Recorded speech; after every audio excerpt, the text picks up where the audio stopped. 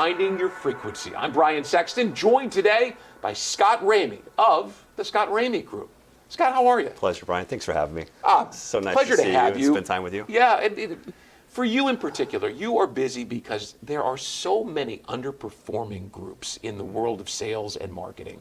And that's really what you do. Yeah. Tell me how you got into it, and tell me what you see when you're out on the streets. Yeah, it was a passion of mine, has been, learning, getting better, teams, sales and business development. I spent 32 years in corporate America. Selling most of that time, or leading selling organizations. Right. And what drew me to my endeavor now, is if you think about where I spend my time, it's with sales organizations that are underperforming. Okay. And you think of 80-20 rule, Pareto's law. Right. Unfortunately, a lot of organizations aren't where they want to be. And coming out of the first quarter, you start to see and feel that tension. So what drew me to doing the work I'm doing today was that earlier version of myself. Rory Vaden, who I've gotten to know very well, says you're most uniquely positioned to help the person you once were.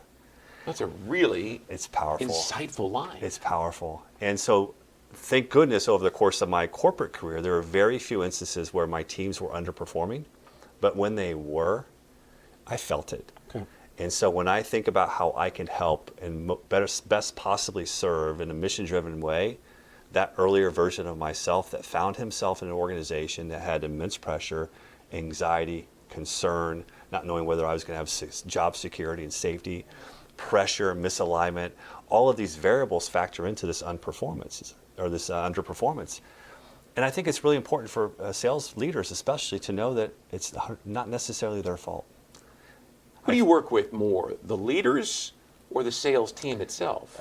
Both. Okay. And even I'm often hired by a CEO who's hired a sales leader. Okay. And it's like, well, why isn't he or she performing? Their resume and their dossier was so impressive, and they had this great track record. Why aren't they doing it here?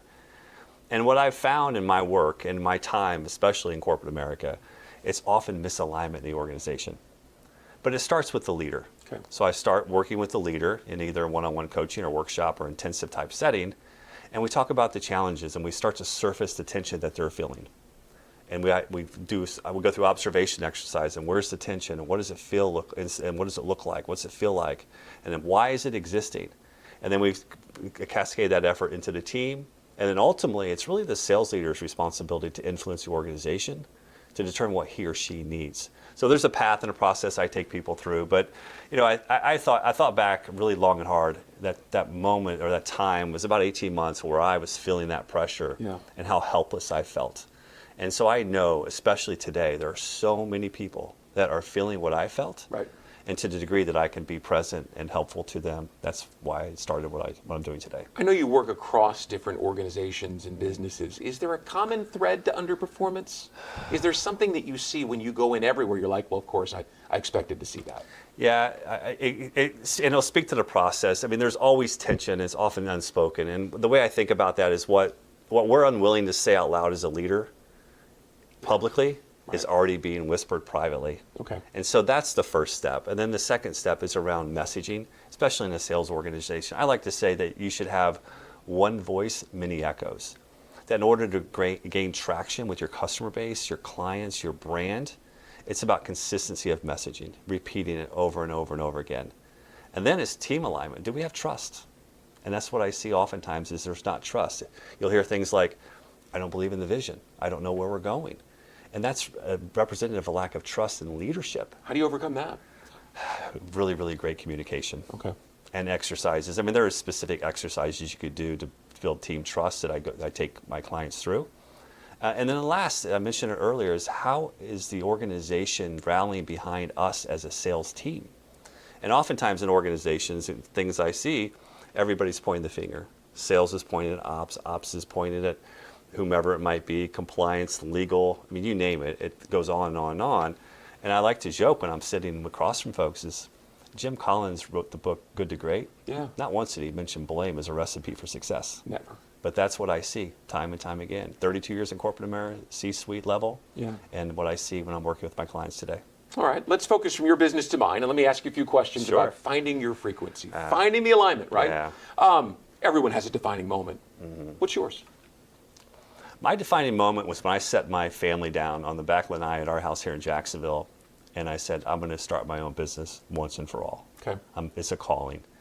And that, and feeling their energy and excitement for me, Yeah. and their belief in me. They trusted you. They trusted me. Like, Dad, there's no chance this isn't going to be successful. Right. And so that was a defining moment that I always knew that my family supported me, but their enthusiasm for me to follow my passion and to unmask something I had probably been sitting on for a better part of a decade, that changed my life. And it catapulted me into what I'm doing today. You can see it in your eyes. Yeah. Give me a challenge, an obstacle that you overcame that at the time seemed like a mountain too tough to get over, but on the backside you're like, yeah, I got it. Well, briefly, before we started shooting, I had my first panic attack when I was 19. Wow. And ironically, a small town Indiana boy, Division I basketball player, I was injured for 18 out of 24 months. Wow. I had the Jones fracture. Remember Sam Bowie, who was drafted ahead of Jordan? Yep. And I couldn't play. And so my identity was basketball. And then all of a sudden, I go to tell the coaches that I was leaving. Now, this was before the infamous transfer portal. You actually had to go through compliance and everything, coach's permission. I had a full-fledged panic attack in that moment. Didn't know where I was, couldn't breathe, heart racing, like unbelievably out of control, sweating, beyond sweating. And that moment, panic is awful because you don't know when you're going to have your next panic attack. Right. But anxiety's lived with me for most of my life until about 2 years ago when I had that conversation with not only my family, but told my oldest daughter, who was having some challenges of her own, that I had been living with anxiety. And it was as if 20 pianos were lifted off my back, and it freed me up because I wasn't hiding anything. Right. I'd unmasked myself, and I became authentically myself. And it just continues to help elevate me today. I know that feeling. How about a piece of advice for someone who is, whether they're starting out on their own journey or whether they're getting started in a corporate structure, well, just a tip on being successful? I think what I'm seeing and what I've seen for my entire career, what I'm seeing with my clients today, is turn toward the tension.